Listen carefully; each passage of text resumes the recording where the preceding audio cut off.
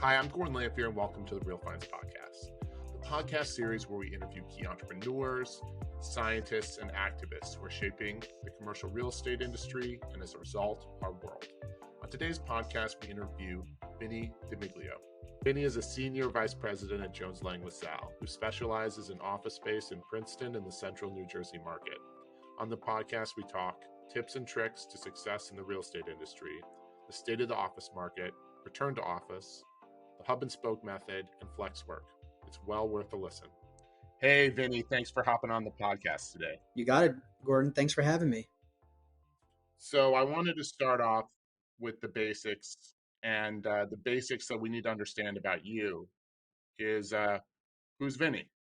Vinny is a guy that doesn't like seeing a Jordan jersey behind you because in my office I have a Ewing jersey hanging up, and so I grew up painfully watching your Jordan torch my Knicks. But I'll move past that for a moment. All right. No, so yeah, Vinny Di Meglio. I'm a senior vice president here at Jones Lang LaSalle. I sit in our Princeton, New Jersey office. I've been here in Princeton for personally my whole life, professionally since 2009.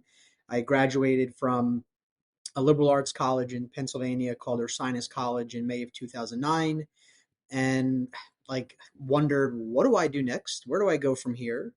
And thankfully, maybe about a month after graduation, the opportunity to get into commercial real estate presented itself. And I said, what the heck is that? I don't even know what they do. But I sort of rolled the dice. I got hired, got my license, and that was August of 2009. So, this summer I'll be coming up on 14 years in the business. I've been focused on really the office sector the entire time. I split my business between tenant rep deals and agency deals. I do a little bit of sales when the opportunity presents itself, but with a pretty strict focus on, let's just call it the central New Jersey market that encompasses all of Princeton and some of the surrounding counties. So you're talking about getting into the business. What is life like in the commercial real estate business? Isn't that a loaded question? So, I tell people that this is not the kind of business that people want to get into if they're not really young and have an opportunity to just test the waters. You're not going to make a lot of money for a long time. I was told getting into this business, it's going to take you 3 years to build a business and to start making some money. But I was 22 years old. I was living at home. I was single. I had a $20,000 draw. I was making less than $1,700 a month, but at 22, I was loaded, man. I was taking my friends out. I said, I got all this money, let's go have some fun. And then quickly realized, that doesn't really get you very far. So, you have to essentially look at yourself as an entrepreneur, as a sole proprietor. We work for these big organizations. Jones Lang LaSalle is one of the biggest, and there are fantastic resources here and people that would support me in my endeavors and things that I want to do. But at the end of the day, I'm working for myself. So I got to wake up and have that drive and have that tenacity and just overall passion for the business, because if I decide to take the day off, no one's going to check in on me. No one's going to say, hey, man, what are you working on? What are you doing? I got to push myself. So I grew up and I've worked my entire life at a small to mid-sized boutique firm in Northern Illinois. So we have a strong network within Northern Illinois and Wisconsin, Iowa, and Northwest Indiana. But it's nothing like working at a Jones Lang LaSalle or Colliers. What is it like working at a large global firm? Because I'm just kind of curious if you've sensed a big difference between maybe Colliers or Jones Lang LaSalle or or some of the firms you worked at in the past. You worked at Newmark. Yeah, it's a good question. So I got in the business, started with Newmark, but I look at my career in different phases, and they really reside with the companies that I work for. So I didn't know what I was doing at Newmark. I was brand new. By the time I left, I was 3.5 years in the business, and I I think was just starting to figure it out. So didn't know enough about who Newmark was and what they were offering. I knew they were a big global company that had a lot of really great things to offer. Um, but that was kind of it. When I got to Colliers, they had more of this entrepreneurial spirit. They were made up of a collection of smaller boutique firms from around the country, and it seemed like that entrepreneurial spirit was strong and alive throughout the organization. So we were able to do more things a little bit differently. I started writing blogs, and I started more on social media and getting into some creative marketing for some of the listings that I was working on, and it felt like I was able to get my hands dirty, and I really grew my business over that 6.5 years there. But started to realize that maybe that particular company didn't have the same reach that some other companies do. And I'm starting to look around the market. I like to go out and hunt for my business. I don't sit back. I don't wait for the phone to ring. I don't wait for an email saying, "Hey, Vin, here's some inbound business. Why don't you go and work on this?" That's just icing on the cake if it happens to happen. But as I'm surveying the market, I'm saying, there are other organizations that are really cleaning up and they have market share. And maybe I think for this next phase of my career, which hopefully is the longest phase of my career, maybe I want to go join. And JLL presented an opportunity, and once I got here, I realized, wow, they're doing a lot of things differently than Newmark and than Colliers, and I can only imagine, the CBs and Cushmans of the world. And so far, I'm here. We just celebrated 4 years in January. It's been a weird 4 years, as you can imagine, based on where the world has been and everything that we've been through. Um, but it's a great organization. There's a lot of different technology and services that we have offering here that I've never seen before, which I think really sets us apart from the field. So, like you don't know until you get there, right? It's hard to know what a company has to offer until you're there. So, I'm glad I made the move. So obviously, you've been successful in commercial real estate. Otherwise, you wouldn't have been recruited by multiple top firms. What are ultimately the strategies that you could give a younger broker for success? Because I think there's a lot of mysticism beside, behind like what actually creates a successful career. And I think that ultimately there's really just a couple of key things that factor into pretty much every successful broker's path. Well, I think you have to have a passion for what you do.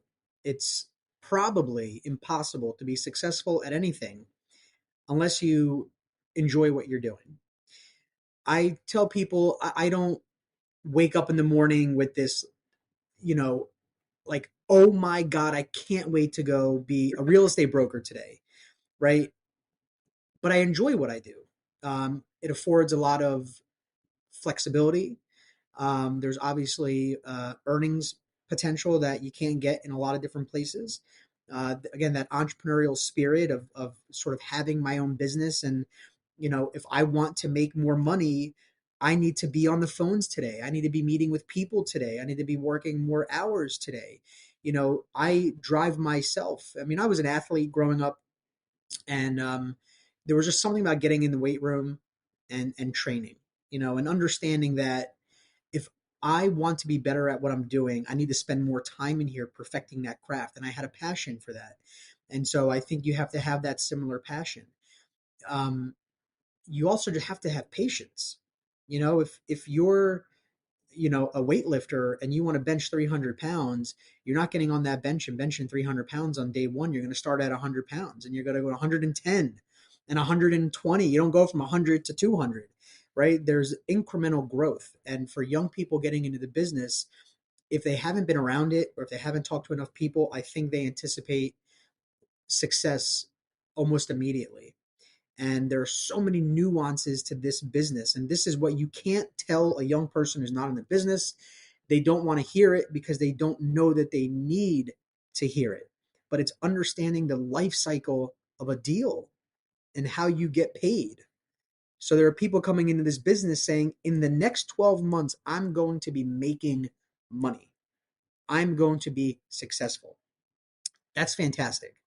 But the life cycle of a deal can take you 12 months from the time you've found a prospect, somebody who agrees to work with you, to the time you sign that lease or sell that site, sales are going to take even longer, but that's a different topic. We're talking about leasing. And then you have to go get paid. And typically you get paid half on signing, a lot of times, not always, and then the other half on commencement. And who the heck knows when that's going to be? Yeah, that's definitely something I think is a shock. I can say this definitively. My wife is in corporate law, right? So for her, it's that typical bi-monthly paycheck that rolls in, and she'll sometimes be like, "Gordon, you did a 15,000 foot deal. Where's the cash?" And and I'll say, "Honey, it's going to be about 9 months." And she's like, "What?" And you're like, "No, it's going to be about 9 months until you see that paycheck roll in." And I think it's a shock to some people who are in a much more predictable cash cycle industry. But we have to be driven by more than just the immediate paycheck. And I think providing long term value in our careers, right? And then ultimately, that that money does come into your bank account. It just sometimes takes a few months, right? Listen, it can take a really long time because if your fee's due in 9 months, that means you're sending the invoice at month eight, and then it's not there at month nine because they have 30 days to pay it. And then you're chasing them for another 30 days. And then it gets stuck in the system, and you're like, oh, I'm going to get paid out in 2 weeks or 30 days. Like it really can take forever. So, for young people listening to this that may be in the business or thinking about getting into the business, for me, it's all about building your pipeline and by the way, making mistakes. I think there are a lot of people focused on wanting to do big deals, and that's great. I think we should all have aspirations and want to do the biggest and best business that we possibly can. But I personally, and I know not everybody agrees with this, I'm a firm believer in hitting singles and doubles. I do think you have to delegate if you can build a team and have someone else go and ultimately run those smaller transactions for you. I think that's really important. But if you're young, go do as many deals as you can. Get those repetitions in. Going back to the training, get your repetitions in, learn your mistakes, build from there. Build your pipeline, get those smaller checks to come in just to get that cash flow situation started. And yes, it's still going to take a few years, even if you follow those rules. But all of a sudden, around year three, you're going to go, wow, look at my accounts receivable. Look at everything that I'm going to be taking in the next few months or the next year. Look at all the deals and clients that I have that I'm working on with. I mean, that's critical because it's such a psychological um, drain at times to be wondering where that next client's going to come from. Look, I couldn't agree more. I mean, I think our whole firm has made 100 years of business off of hitting singles, and particularly if you have a good support team around you, getting those twos, those fours, those eights, just on a regular basis, can be an absolute godsend, particularly because I think there's a idea among young brokers that when they're reaching out and they're doing a 3,000 foot office deal, right? They think, oh man, this is a 3,000 foot office deal. But often that 3,000 foot office deal or that flex deal or industrial deal that's a smaller deal, that's them now. But 10 years from now, they might be at 10 or 20 or 30. I mean, within even our own portfolio, we had deals that 5 years ago were in 4,000 feet. And next thing you know, 5 years down the road, they're looking for 15 or they're looking for 20. So it's just about developing that book of business based on good relationships, uh, good professional services. And ultimately, if you're checking the right boxes, I think long term, you're going to be successful. Yeah, I mean, a lot of people, there are so many anecdotes and stories that guys like me and you can share from being around for a long time. One of the ones that I like to share is an attorney. She was actually just under 3,000 feet. And I was doing my thing and I was cold calling her and I eventually got her on the phone and she said, I've got 2.5 years left on my lease. Why don't you come in? We can chat. And I looked at her lease and I said, you're overpaying by a lot, Yes. right? I said, man, but you got 2.5 years left on your lease.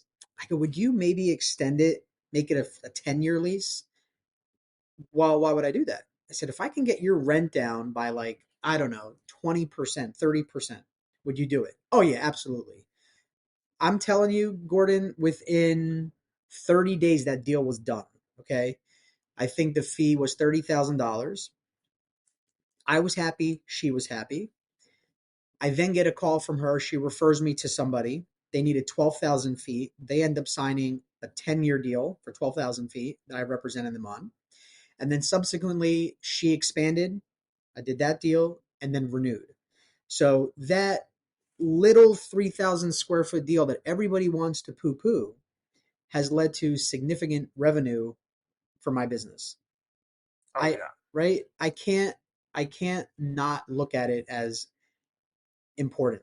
And just to go back to the sports analogy, I'm a Derek Jeter fan. That guy hit more singles and doubles than most, right? And Yeah. he also had some of the biggest home runs and triples that anybody's ever had in their careers. And he ended up being one of the best to ever do it, one of the top hitters to ever do it. And nobody ever remembers him as just hitting these big home runs all the time. Yeah, the captain is a great example. And going to kind of a different topic, one of the biggest reasons why I wanted to have you on is that I've found that there are regions of the country that have great similarity, particularly in certain asset classes. Um, Chicago is very similar, for example, in industrial to Atlanta. Um, But for the office sector in particular, I'd say the North New Jersey market matches a lot of what Chicago's Collier County's market has traditionally been in terms of a large metro area, large pharmaceutical hub. It's a very unique area in terms of that, but it's very similar in terms of the similarities with New Jersey. And so I was curious if you could touch on what's the state of the North New Jersey market right now, because I think we would have a lot of potential advice to give others who are looking in both markets because of the similar nature of the two. Yeah, no, I love that question. So I sit in what I call central New Jersey. There's a battle between people that even live here that like to say, well, there's no such thing as central. It's either north or south, but it's not. So central New Jersey has a lot of similarities to where I reside in Princeton. So I'm going to talk about the market that I know, but I think I'm going to hit on all the same. I think you're going to hit on similar trends. Yeah. Yeah, listen, we have a 25, 26 million square foot office market, which is one of the largest suburban office markets in the country. It's not the biggest, it just happens to be one of the biggest. And it is driven largely by the pharmaceutical companies that you mentioned. The We're equidistant to both New York City and Philadelphia. We have a great transit um, system that easily get you to and from. We have the great hospital systems with Penn, Capital Health, um, um, Robert Wood Johnson, a bunch of big hospitals. And then probably the biggest and most important here is Princeton University. Princeton University is the absolute most important driver of economic activity in this part of the state. There are going to be plenty of people that want to be here because Princeton University is here. They also happen to be the largest landowner in this market. So they're constantly, whether they're buying buildings for their own expansion or whether they're involved in some additional developments that potentially need the broker's help, leasing space for a bunch of different, opportunities that they have. So, without them, we're not what we are. And so, there's a ton of different factors that make Princeton unique, but also similar to some of the other regions around the country that you're talking about. And I tell people if you look at the '08, '09 downturn, and if you look at what's happened over the last couple of years, there's never these dramatic peaks and valleys. Because we have a great foundation in this market, a great support system, so that when things go a little bit awry, there's something to pull it all back in. So I'm very fortunate to sit in Princeton. I grew up here, like I said. I reside here right outside of Princeton in Robbinsville, New Jersey, and just really proud to serve this market because of all the reasons that I've mentioned.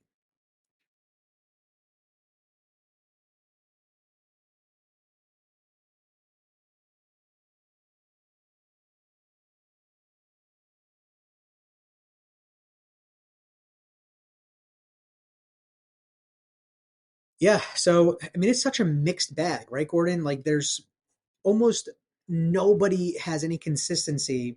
You can't say everybody I'm working with, everybody's in a flight to quality like mode right now, or everybody's downsizing. Nobody really fully knows what they want to do. There's not one thing I can point to that everybody's doing.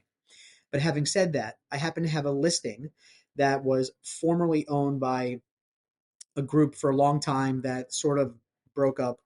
They really mismanaged this building. It was 150,000 square foot, Class A office building, and they sold it at a nice discount. A client of mine bought the building. They put $4 million into renovating this building. In my opinion, is now the nicest building in that segment of the market. In the last 2 years, we have signed 12 new leases. Who's signing 12 new leases in the last 2 years, Oh yeah. right? And we have a substantial lease that, fingers crossed, is going to get done soon, which will make it a lucky 13. And it's because the new owner spent the money, created an atmosphere that makes people excited to want to come in. We have a gorgeous cafeteria, fitness center, shared conference room, bike share program. I mean, you name it, we have it. And for anybody that's come to the building, they recognize the value that having that atmosphere and what it creates for their employees. We're trying to get people to work in the office. You can't force them back in just because you want to say you have to come back in. You have to create an environment that's going to make them want to come in. So, to your question, we are seeing that flight to quality. I'm concerned for the owners of the Class B segment that don't want to reinvest. But having said that, there are going to be plenty of people that simply don't want to pay the rent. They're going to want the cheap deals, right? Yeah, of course. I mean, I can say within our county, I sit in Lake County right now, which is the largest of the collar counties around Chicago. And there are essentially four buildings that I would really consider Class A. And those four buildings are well leased. And they continue to be well leased. And if anything, there's a greater divide that is being created between the leasing patterns of those four buildings and the other buildings that sit in the market. Um, uh, Big tenants, whether they be size of the company or size of the space that they lease, or is it a lot of smaller ones? I'd say it's overwhelmingly tenant agnostic in terms of those four buildings. Some of them are large tenants, full floor. Some of them are, you know, your fives, your tens. Some of them are small executive suites that are, 500 square feet, right? But what they all have in common is quality. And I think that's at least what we're seeing in our market. I'm sure there are some market in the United States or globally where that's not the case, but um, I would bet that it's not too different in New Jersey. Look, I love getting into the nitty gritty on things. If you're a mechanic, you really got to figure out the components of how something works. Otherwise, you're not going to be able to fix it or build it or whatever you want to do. We have to really get into the nitty gritty. We can't have surface level conversations with our clients without really being able to help them, right? We talk about adding value, right? So I'm looking at buildings going, why are those buildings successful?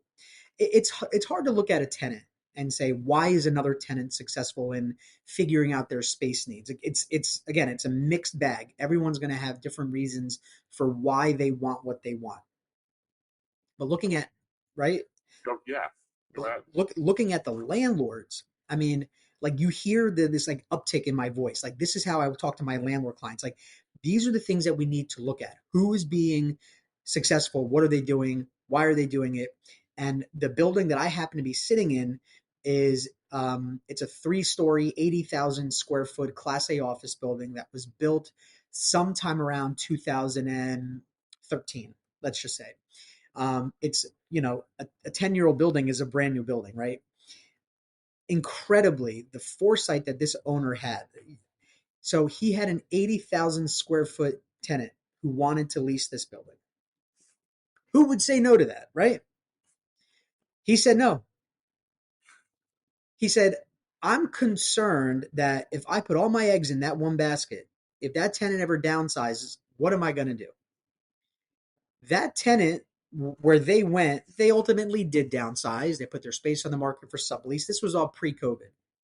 Instead, he leased this relatively small, only 80,000 square foot Class A building to whatever it is, a dozen different tenants. It's 100% leased. And not only is it 100% leased, it has one of the highest rents in the market. Oh yeah, yeah.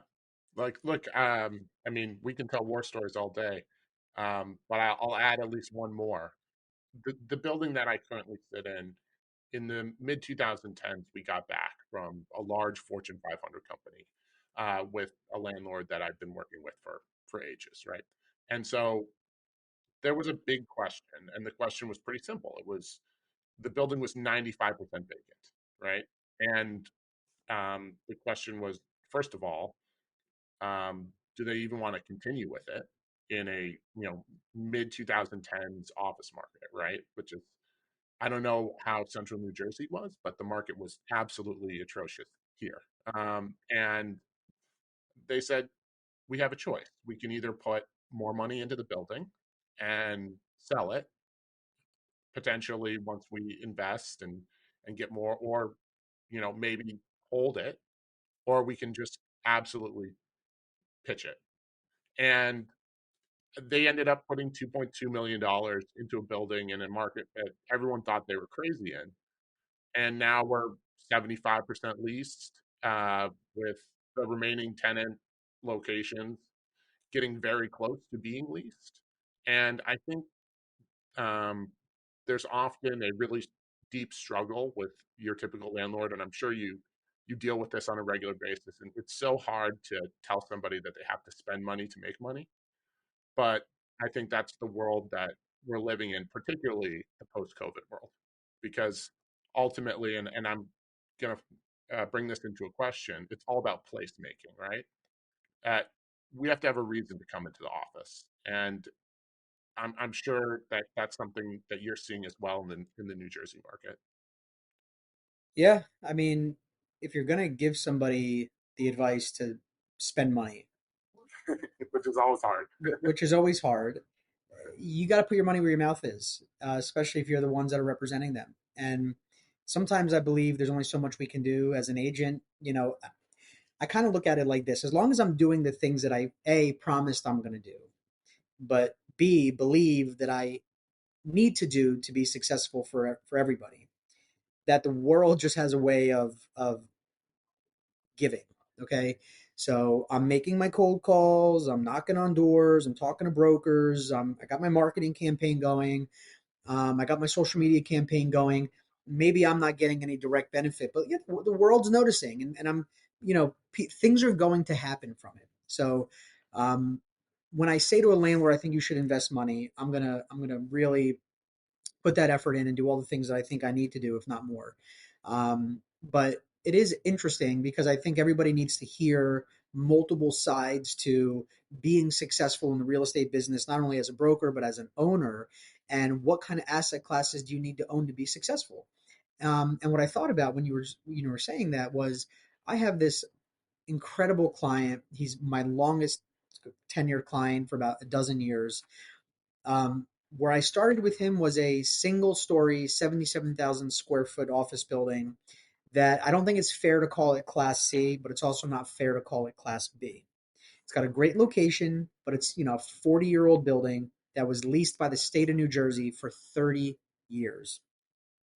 State of New Jersey pulled out of everything they had there. It was all of a sudden 50,000 square feet of empty space in a building in a space that mostly hadn't been touched other than probably the roof, some mechanicals, and etc.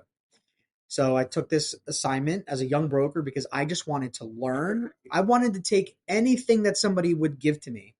He's not only one of my best clients, he's I consider him a friend. We have leased that building to 100%.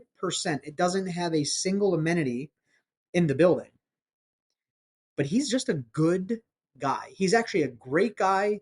He's a great owner. He cares about his tenants. So he's put money in. Every space has been, retrofitted when it's leased. He pays his commissions. He replaces the HVAC units on every deal. I mean, he does all the things that he needs to do. But listen, he didn't have to go and spend millions and millions of dollars, replacing the skin of the building and changing just, top to bottom every component of the building. You provide a great service that people recognize, you're going to be successful.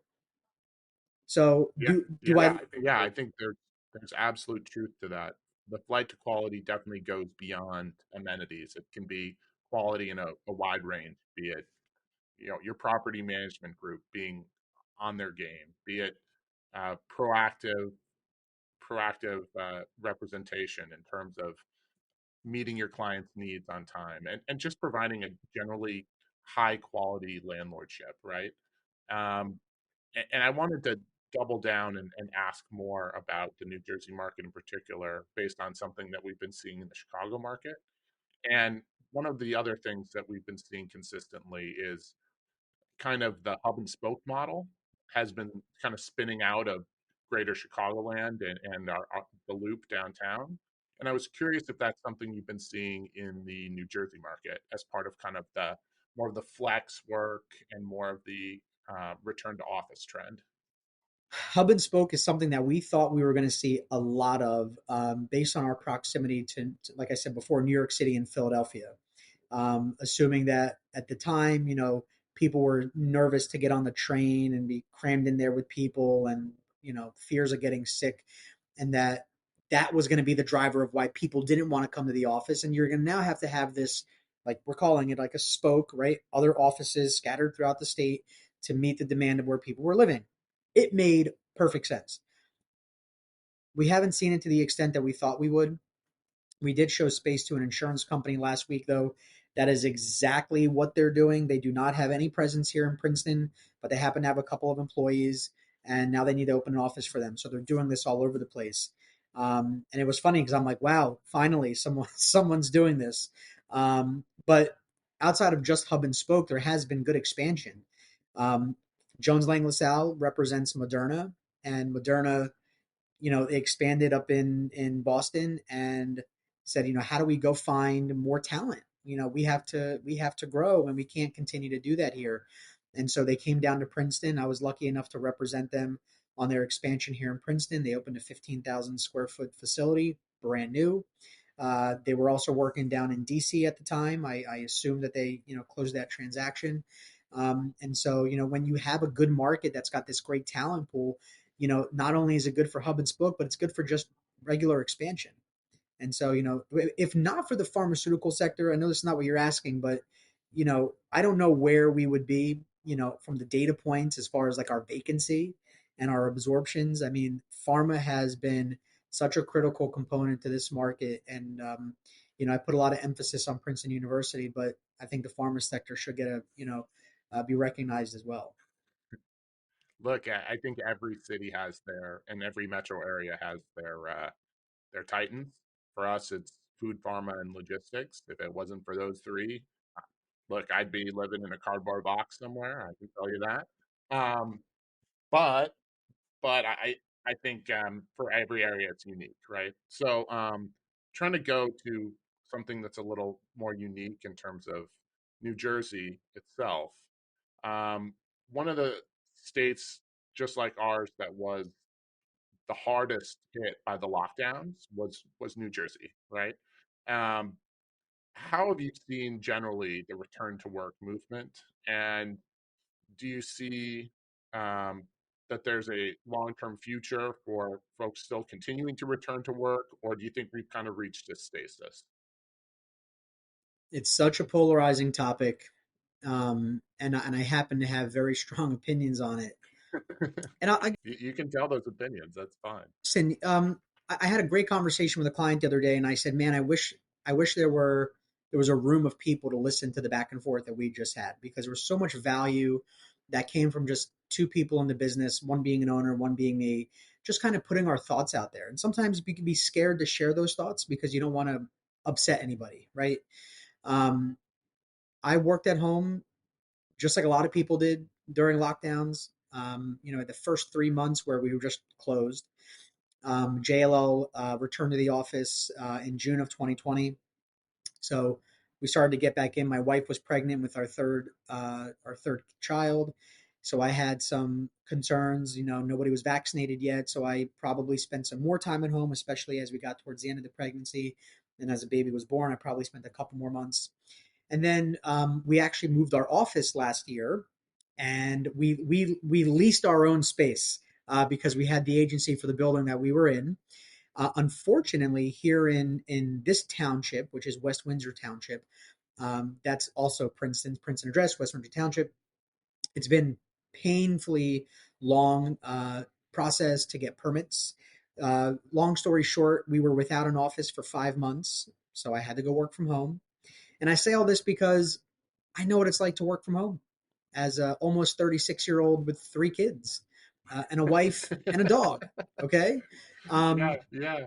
for me personally, it's impossible. There is zero value for me to be home personally during the workday. So much so, my wife has said to me, "Go away.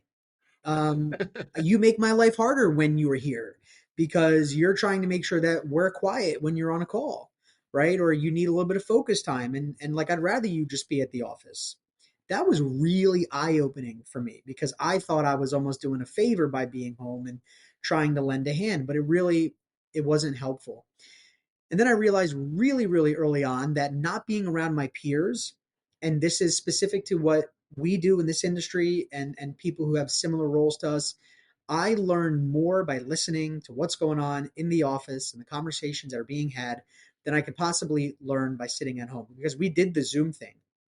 And I think people got Zoom fatigue really, really quickly and they stopped participating in these calls and they were distracted by other things that were going on at home. So, after the first 3 months at home, we had a meeting in the office and literally in 90 minutes or 2 hours, I walked away with more new information than I did in the 3 months working on Zoom. That's not me being funny. That's not me trying to put emphasis on something that's not true. That's just the reality. And so for me to be the best version of me, for my family, for myself, and for my clients, I have to be in the office. That's my personal opinion. I don't know how I get better and how I grow by working from home. Having said that, there is a large cohort of people who completely disagree. And that's where we have an issue is how do you get people back that have been working from home for the last 3 years that have gotten so used to being at home? They're used to the flexibility. They're used to having an opportunity to go outside and garden during the day or get that workout in or do the things that they couldn't do when they were working at home all the time, at the office all the time. But I also agree that the flexibility is important to everybody. Look, man, I said earlier in this call that I've had flexibility since the day I started in this business. If I want to go pick up my dry cleaning at 1 o'clock, I can do it. Literally Oh nobody, yeah, oh right? yeah. Is anybody going to check on you, Gordon, if you decide to run home to feed the dog? No one's gonna check on me basically ever, Right. and that's I think really where we get to the unique point of how the work from home movement has been kind of really twisted in a weird way. Is like there are folks like my wife who's she's getting to almost her seventh year in law at a pretty large corporate firm. When the pandemic started, she was already she was already almost at 5 years. She had been to court. She had done trials. She didn't need the support network of having a senior attorney around. But then what's interesting is she's gone into the office and she's been in a circumstance where she has seen younger brokers, or sorry, not brokers, younger attorneys who have come in and they've been in the business for a year, 2 years, and they've never had that in office interaction. And they're just honestly terrible at, at doing what it is to be a corporate attorney because they've never had that network, never had that experience of working with people. I see brokers, young brokers. There are a couple offices around here that didn't have anybody in the office for over a year. And they still are kind of in a very flex work situation. And there'll be brokers who are, 20, 21, 22, 23. And their canvassing is just it's sloppy, it's terrible. You see them come to our buildings, and you're just like, come on, guys. Like, it's one thing if you're canvassing our buildings and you're doing a good job. It's another thing if you're making all the rookie mistakes. And I don't know if I could have started off in the industry from work from home. And I think that's the biggest thing that blows my mind about the whole work from home movement is look, if you're 50 years old or you're 40 years old and you've been in the business or a business for 10, 15 years, work from home is fine for you, I think, in a lot of ways. Um, I don't know how you train staff, and I don't know how you develop as a young professional when you don't have that network around you because there's years and years of institutional knowledge when you hop into an office that rubs off on folks. And that's something that I think is surely lacking with the work from home Well, movement. look, I'm glad you said it because I met with an attorney last week, a prospective new client, and we talked about that. And I said it's going to be an issue with the knowledge gap. That's what we're going to deal with is these young folks who are not getting the mentorship and not learning because people aren't in the office collectively. And I know somebody who has been in their industry for 4 decades. They're in their 60s. They have an hour and a half commute each way. And before COVID, they were going into the office maybe 2 days a week. And early on in their career, they were going into the city, commuting by train up at 4 a.m. for like 13 years. They really put their time in, they went in. And at first I said, you've earned it. You want to work from home, you work from home. But you know what? Then I realized think of all the phenomenal information that they can impart, wisdom that they can impart on the young people. Not even just the young people, guys our age in their 30s and 40s, right? We need that too. We need to be learning Oh, yeah. constantly. And listen, I'm not about to tell that person I think you should go into the office, but that's where I think it's like it's a little selfish. It's a little self-serving to be like, look, I'm just going to work from home. Why do you need to work from home? What is your situation? Because of COVID, I have a fully functioning office at home that I really enjoy. In the morning before I leave, I get a little bit done. At night, I'll get a little bit done. But I believe in separation. I don't bring my computer into my bed. It's not on the couch with me. Like I need that time mentally, which I think is something that young people in this country are struggling with significantly with any sort of, mental disorder, anxiety, depression, and we're wondering what's going on. Look, you're not meant to work 24/7, okay? And by being at home, you have no separation of church and state. You wake up and man, you're on and it doesn't stop, right? So you need that separation. But you know what? I also don't believe you're working. I don't believe you're working the whole time. I've heard the stories. I've heard my friends and I've heard people talk about how my employer thinks I'm working. I'm really not. I got some, right? I got a software that makes it look like I'm working. Yeah. I'd like to get to our final Sure. four. It's been a great conversation thus far, and I'd love to have you back, Vinny. Um, so let's start off with the first question of our final four. It's one of my favorites. It's where do you see the future of the office market going? Oof. Um, office isn't going to go anywhere. As we just outlined, I think there is a ton of value that the office provides. It's going to just set a new bar. I mean, after the 0809 recession, we had these very high levels of vacancy and people were laid off and companies shrunk their space. But then that was like a new starting point for them. So, people grow, they hire, right? People are going to need more space moving forward. So they're just going to reset, take what they think they need, and then grow from there. So I think it's going to be a bit of a struggle the next 12 to 24 months while, we kind of continue to figure out this return to office or work from home model. And again, as these leases start to roll, people are going to have to make a decision on what they want to do. The hardest thing is going to be able to be figuring out how much space they actually need because originally during the early stages of COVID and people wanting to be home, we said, well, as you come back, like you can work Monday, Tuesday, Wednesday, and the other person can work Thursday, Friday, and you'll share desks. Now people are saying, well, we really do actually see the importance of being together, and we all want to be in at the same time. So Yeah, now, yeah. now you can share desks, right? So it's going to be just sort of a reimagining of what the office is and why we're coming together. So more collaborative areas, maybe fewer private offices, more open spaces. And so that might ultimately become a smaller footprint, but not drastically, I don't think. So that's my way of saying I think we're going to be fine. It's just going to take a little bit of learning to get there over the next couple of years. Look, I wholeheartedly agree. Within our office park right here, a building that we manage the park for.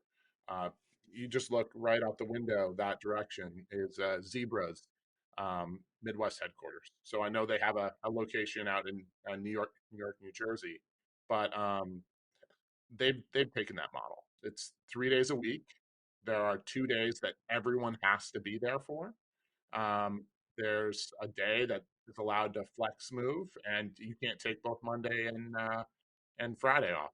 So I think there's a lot of flexibility going forward, and I think you're definitely right on that. Going going on the next topic of our final four, this is I think going to be a particularly meaningful one from you because you've had such a successful career and really grown like a rocket ship in your career early on. And you would have great advice for a lot of the young brokers that are starting out. What if you could give like a 1 minute little quick speech to a young Vinny? What would be your 2 cents and how to have a successful career? I always thought that I put in the hours when I was younger, and I realize now that I didn't. I mean, I've always worked hard. My father's an immigrant. I grew up in a pizzeria pouring sodas at 4 years old and wiping down tables. I always understood the value of hard work.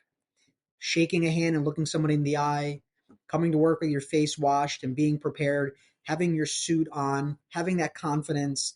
Those are the things that I've always done that I think is a very simple foundation to being successful.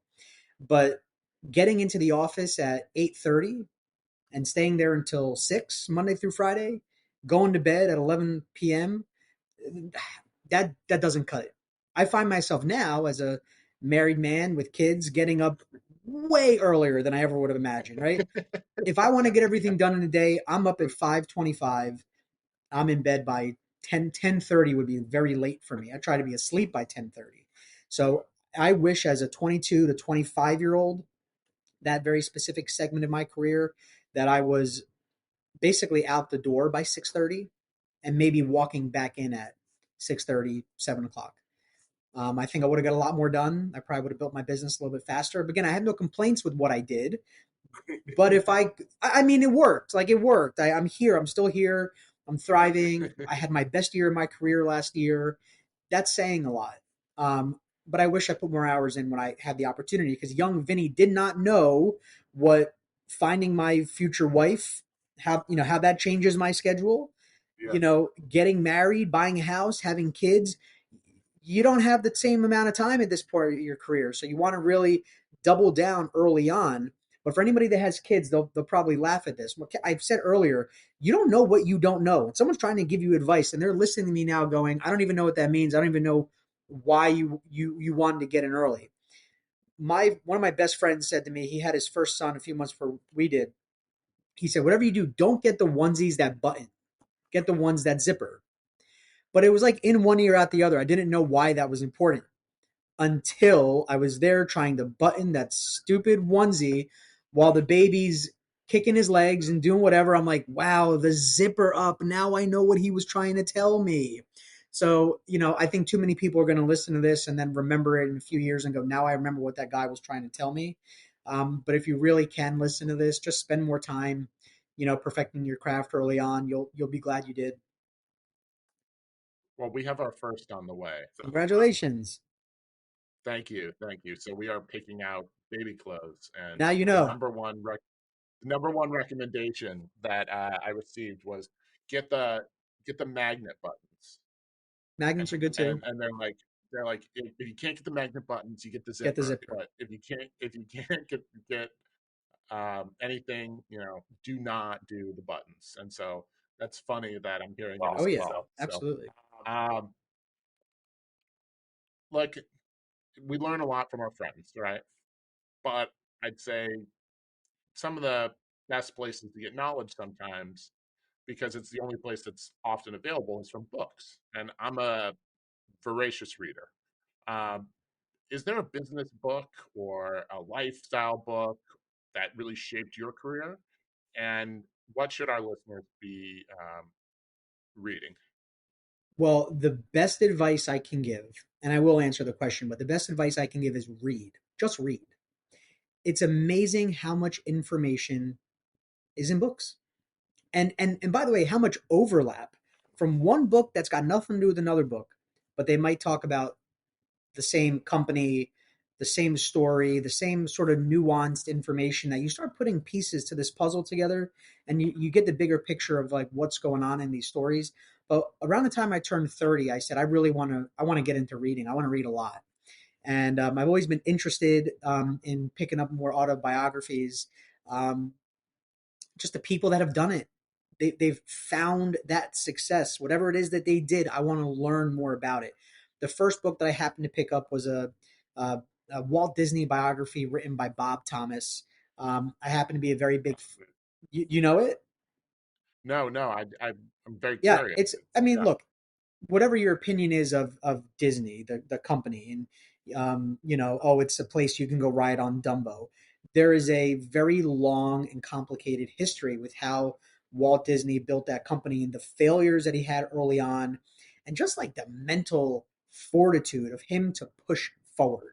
And when you read, I'm not going to become who he was. I'm not going to have the success that he had because almost nobody does.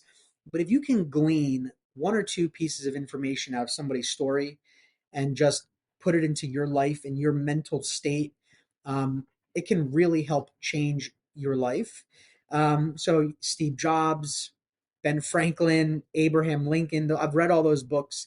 They're fascinating, fascinating people that have had tremendous success and failures, and learning from them has been a very big help. Right now, I happen to be reading a very simple one that comes up all the time. I almost couldn't believe that I hadn't read it yet. It's How to Win Friends and Influence Business. Oh, Um, you haven't read that? I thought I It's a had. classic. I know. Top sales book of all time, right? I just figured I read it, and then I'm like looking through my library, and I'm like, why don't I have this book? Man, the stories that this guy tells through the book are fantastic, and there is a lot of really great information from there that I'm already like, I have to be doing this in my day to day.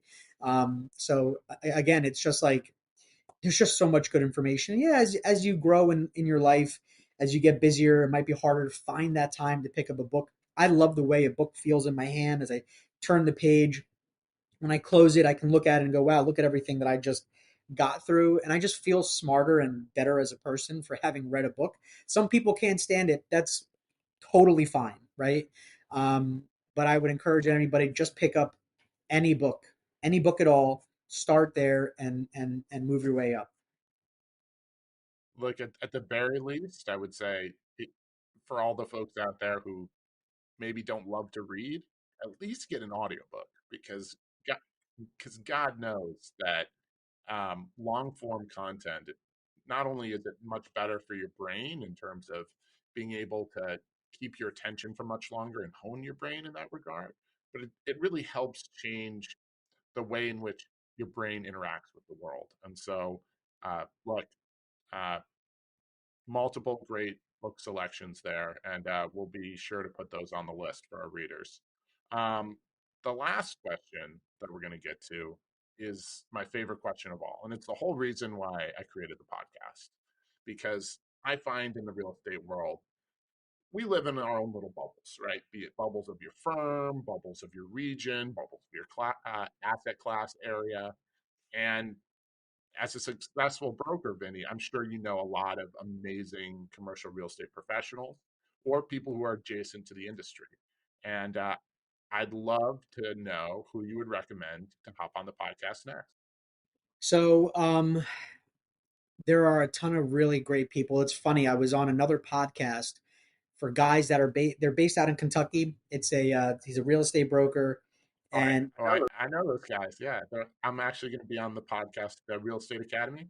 so they're great guys. Raphael, um, Oh, Yeah, he reached out to me, and it's funny as I listen because I'll listen to their episodes. I know so many of the people that are his guests. I'm like, and it's probably the people that are more involved in social media that we're seeing every day. But some of the people that I've seen on there that I know, Jeremy Neuer, who's now Jones Lang LaSalle broker. He's a great guy. He's been really successful. He's somebody that you should talk to. Michael Beckerman. This guy is on a path to want to change the world through environmental sustainability through real estate. So that's a really, really interesting topic, and he's just a really outgoing guy who has a lot of passion for what he does. And I mean, look, the list goes on and on, but if I give you just two names, I'll give you those two. I think two names is great because they're both good names as well. So on that, Vinny, the second most important question we ask before uh, we wrap things up is what's the best way that someone wants to get in contact with you? So, like, we got a client who's reaching out who might want to be in the Princeton market, or you got a young broker who wants to maybe reach out and get a tip. What's your best point of contact? On social media, you can find me on LinkedIn. I mean, that's where I do, most of my connecting. I'm also on Twitter, but LinkedIn would be the best. But let me just keep it really simple. My email is vinny.demeglio at jll.com. Awesome, Vinny. Thanks for hopping on the podcast. Gordon, I can't thank you enough, man. Thank you very much for the opportunity. This has been a real pleasure, and I hope to do it again with you soon. Hey, the pleasure's all mine. Thanks, Vinny. You got it. Take care. Thanks again to Vinny. We appreciate his insights. And if you enjoyed the podcast, please give us a like, a 5-star rating, or review. Your comments, interactions, and subscriptions truly matter and help us continue to provide quality guests. You can follow us on YouTube, Spotify, or wherever you get your podcasts. I'm Gordon Lamphere with the Real Finds Podcast. Thank you for listening.